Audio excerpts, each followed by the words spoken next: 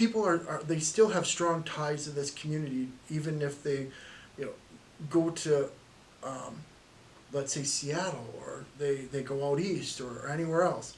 So I like the fact that I can use my position to kind of explore those things, reveal those things to them, and then maybe spark an interest. I just had a gentleman, his father's name was Arthur Jack, but they were Yaks from Pulaski. And he didn't know a lot about his father.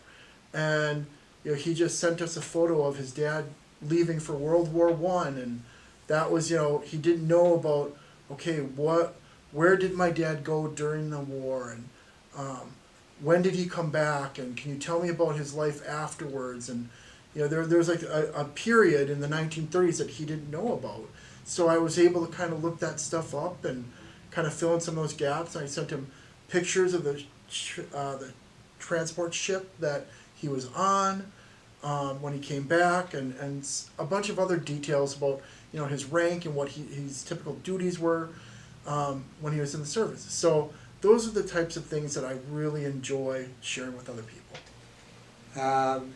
Now, my Uncle Ed ran the implement business, and my dad ran the hardware business. And at some point, I don't remember exactly when, my dad bought out my uncle. So that would be in grade school, when there would be perhaps a Farmall M or a Farmall H tractor parked out in front of the store, and come home from school and climb up on those. And I remember the big deal it was when the toys would come in. At probably this time of the year, they'd start coming in. Then the toy display would be set up in October, and going down to the store and looking what was new. And so I remember that from grade school. The other reason is that I knew where Pulaski was, because my dad worked for the Chicago Northwestern Railroad, and the railroad went through town, and I used to help him during the summertime with his job. And I remember being there and working on those signals. There were two of them. One right downtown where Super Ron's first built that store, which is right by the Shell station, Kitty Corner, where the trail goes through there, and the trail was the tracks. And then the other set of signals was on 32 going north. So I knew where they were, because actually one time I had to help my dad paint them, aluminum. So I spent quite a bit of time, like even downtown. Then I saw there were several monks that were working, because the barn was still there, and they were farming, and they came by with a manure spreader and a tractor, and they drove right across the tracks while I was there. So I thought that was pretty neat. So I knew about Pulaski. And I figured, well, it's a nice town. The school was about the right size, and I figured, well, that's a good place to start. Yeah. Okay, I guess that we were able to update our heating system and our air conditioning, so we'll now be able to store and keep all of our goodies we have there for generations to come. That was a major undertaking. Sure. I think what I love most about volunteering is the people that are on board. It's always like even our meetings, they're official, but it's like, I don't know, going to a meeting kind of with a family. I mean, everybody has their own ideas, their own opinions, how things should be done, but everybody's always so caring towards one another, and I feel like I'm always laughing every meeting, so it's just it's a great community of people, so it's a good reflection of Pulaski, I think. Right, started by Mike Blahoviak. We got to make sure we get that in there. He came up with It's the his idea. He started it, and I helped him with it, and now I'm doing it. So anybody want to buy a brick? They're $100. We need to put a plug in for that. And they can be in memory of somebody, in honor of somebody. Old businesses, if they're still relatives from old family businesses, we would love a brick. Our membership has probably increased at least another 100%. I remember I was assigned or took on the job of putting up the shelving upstairs. It was at the time when the mall was being knocked down, and Chris Jaworski found a person that was taking this stuff down, and we could buy shelving at a very, very low cost, so we took advantage of that. And then I had a community service, a kid had to do community service, so he helped me put the shelving up together. And then probably I kind of designed the kitchen that's in there. And then with the help of Ray Merchinsky and his wife Donna, we put together the World War I display. Yeah, Rock went to a, where they make have like a display where they do the Kashmir Pulaski and the Civil War and all of that enactment.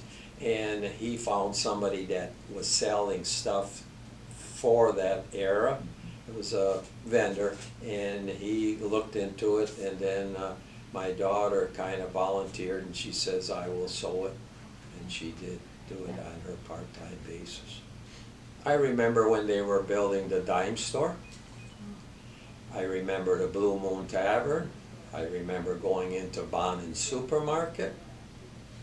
I remember working for the Red Owl when it first started, which is Smarava's Bakery, which was the model bakery at that time. I can remember going into Vinji Kuski's butcher shop, the Welgus's Bakery, where you could get the hollow Long Johns for like probably a nickel, and that's where students that went to the school probably came for lunch long before we had hot lunch program. Like the size of J.J. Hoff's tombstone. It's that big because the court that was doing his, what do you call that,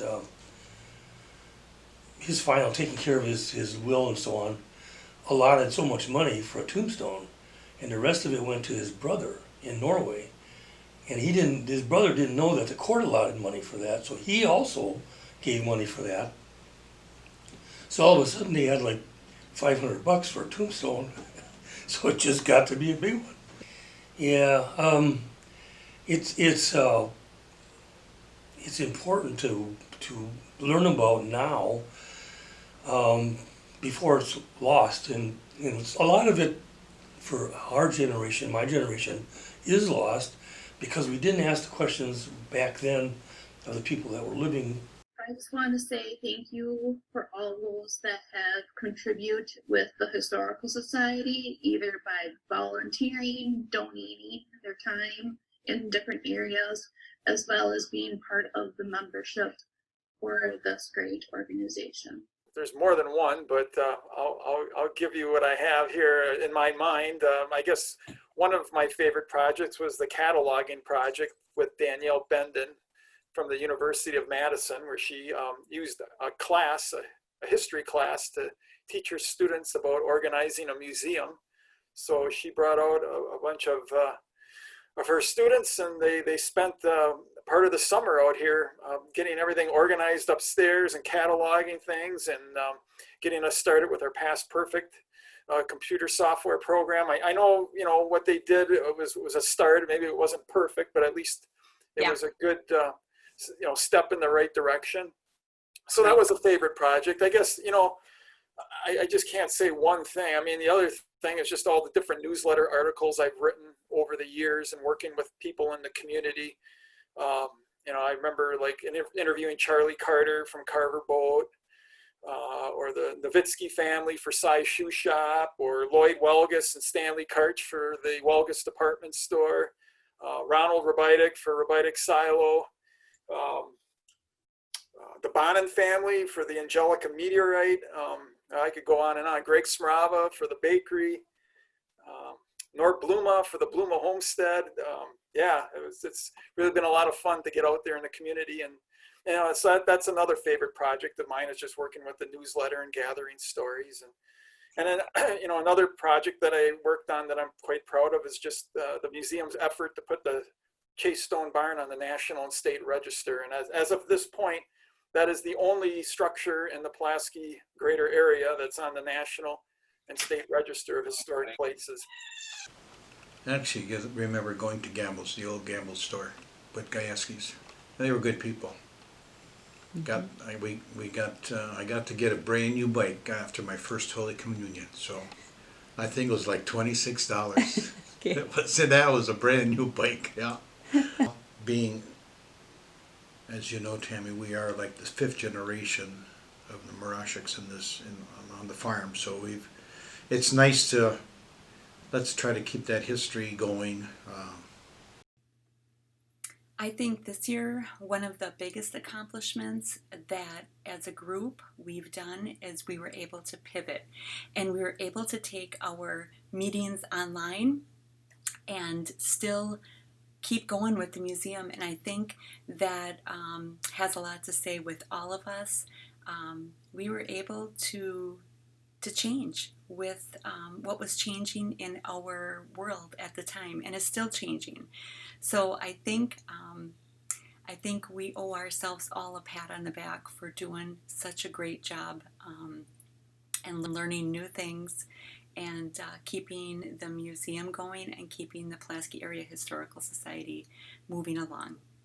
Well, there was the IGA, which was eventually was Peter's Bargain City. But remember the folks going to that store shopping, and they could load up the trunk with a $20 bill. I just feel that it's a wonderful organization to get to know the folks in the community. There's a lot of discussion that can be held with memories from the past. It's a learning tool. It's always wonderful to reminisce.